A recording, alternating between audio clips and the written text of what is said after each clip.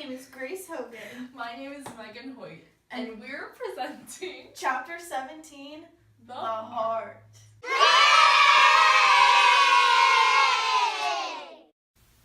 Let's start off by talking about where the heart is in the body. The heart is about the size of a fist, and it is also less than 1 pound. It is snugly enclosed within the mediastinum, and it extends from the second rib to the fifth intercostal space.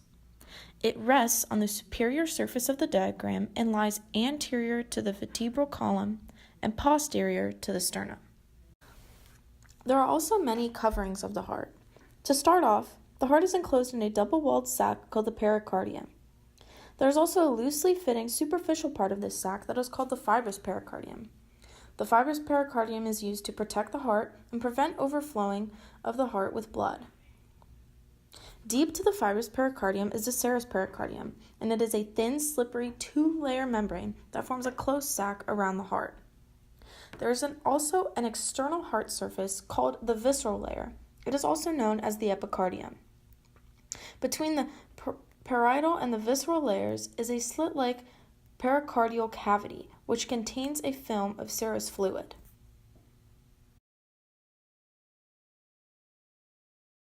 Blood flow through the heart. There are two types of blood flow circuits: pulmonary circuit and systemic circuit. The pulmonary circuit is blood flow from the body to the heart. The systemic circuit is blood flow from the heart to the body and then from the body to the heart. Here is an example of blood flow through the heart that goes into the body. You start out with the superior and inferior vena cava, goes into the right atrium, then into the tricuspid valve, through the right ventricle into the pulmonary semilunar valve. It then travels through the pulmonary trunk, the right and left pulmonary arteries, and into the lungs. Up until that point, the blood is O2 poor. It then changes to O2 rich and goes through the right and left pulmonary veins, left atrium, bicuspid valve, left ventricle, aortic semilunar valve, and then finally to the aorta.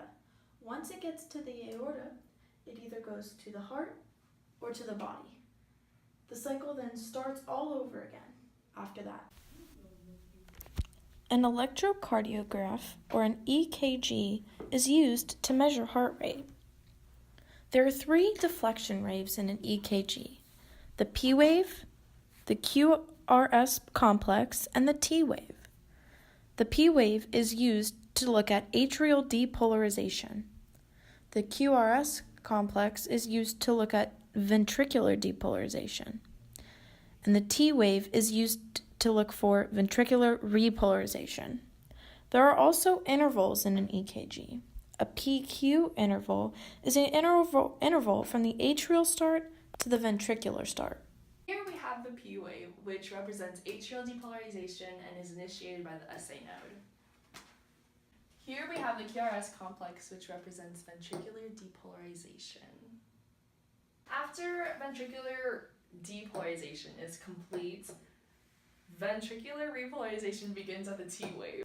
Next, we are going to talk about the different chambers, valves, and vessels that are found in the heart.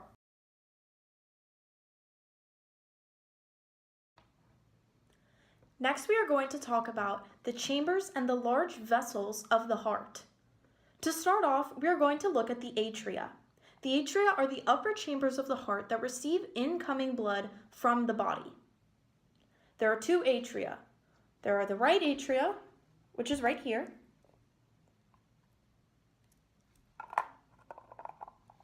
and the left atria, which is located behind.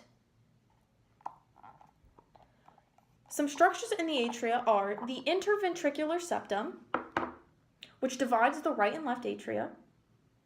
There's also the auricles, which are here, flaps on the heart that are used to increase volume.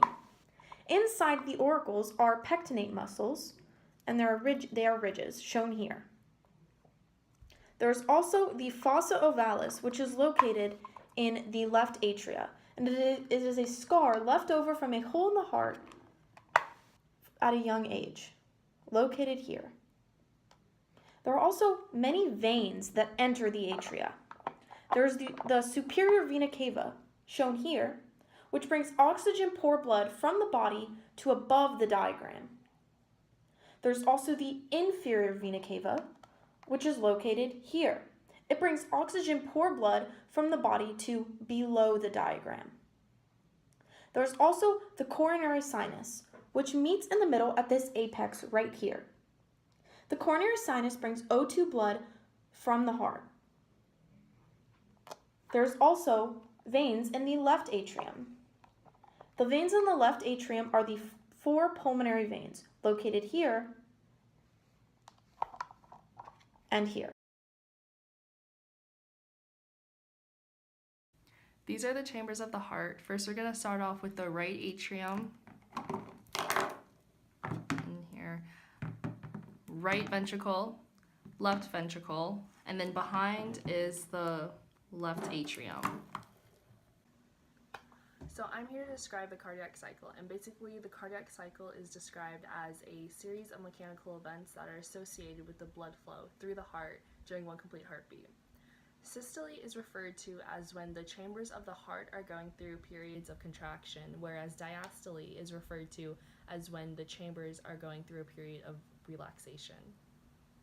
Here we have the 4 stages of the cardiac cycle.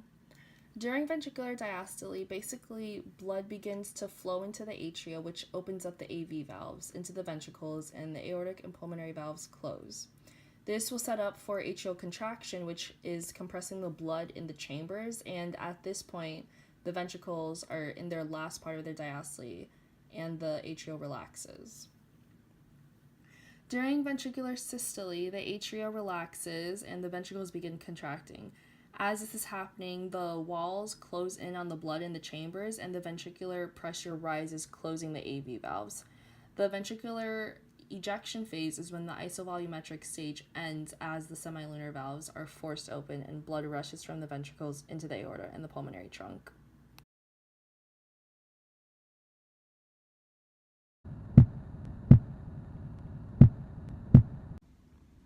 Time to get into the fun stuff, your heart sounds. So, the video you just heard was the basic rhythm that your heart makes. Lub, dub, pause, lub, dub. And these sounds are just when your valves in your heart are closing. So the first sound you heard is when your AV valves are closing, and that's when your ventricular pressure is rising above your atrial pressure. And this sound tends to sound longer and louder rather than your second sound. And the second sound is when your semilunar valves are closing, shut at the beginning of ventricular relaxation. So the pause in the middle of those 2 sounds, that is just when your heart is at a state of relaxation. And this is important for doctors to listen to, because if they hear an abnormal heart rhythm, that's also known as heart murmurs, then it can indicate that you may have a problem in your valves or that you have shortness of breath. And so that's why it's important for doctors to listen to the heart sounds.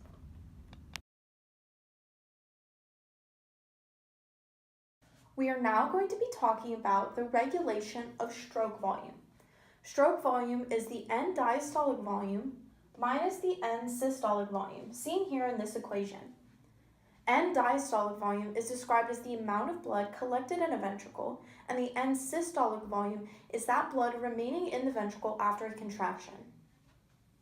Now, Starling's law describes the relationship between preload and the stroke volume. What is preload? Preload is the degree of stretch in a heart muscle. Next, we are going to talk about chemical regulation of the heart. Hormones, such as epinephrine and thyroxine, regulate the heart in different ways. Epinephrine increases the heart's contractility, and thyroxine increases the heart rate. There are also different types of ions, such as calcium, sodium, and potassium, that regulate heart rate as well. High sodium levels actually stop your heart rate, and high potassium levels stop depolarization. On the other hand, high calcium levels will actually, also like epinephrine, increase your heart's contractility levels. Some clinical problems that you could potentially have in your cardiovascular system. So we'll start off with tachycardia. Tachycardia is abnormal fast heart rate, so your heart rate will be above 100 beats per minute. Some factors that can lead up to it is elevated body temperature, drugs, stress, or if you have a history of heart disease. Bradycardia, on the other hand, that is an abnormally slow heart rate, so your heart rate will be below 60 beats per minute.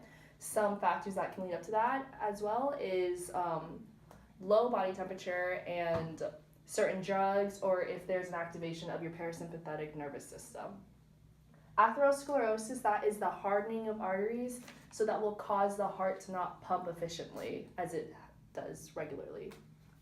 You can also get congestive heart failure. Congestive heart failure is when your heart doesn't pump enough blood to your body.